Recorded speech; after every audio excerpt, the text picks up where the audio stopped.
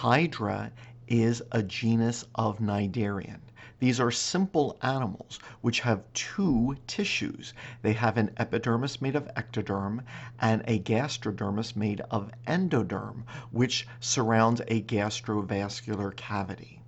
Their body shape of a cylinder with apical tentacles is described as a polyp, and some cnidarians, such as Hydra and corals, this is the only stage of their life cycle, while other cnidarians have a polyp phase before adopting an adult jellyfish-like phase known as a medusa phase.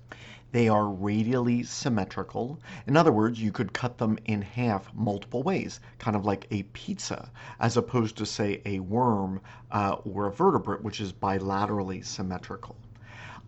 They are clearly more advanced than sponges in that they have muscle and neuron. They can clearly move and regulate their movements, but they do not have a brain. Instead, their neurons are arranged into nerve nets, which coordinate the reactions of cells.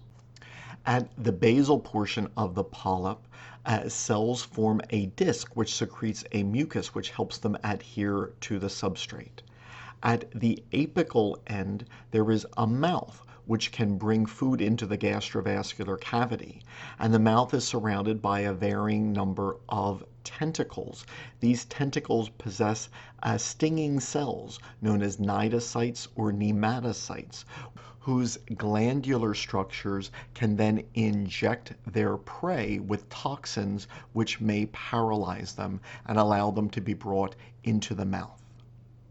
Hydra primarily feed on small aquatic invertebrates, and some develop a symbiotic relationship with algae.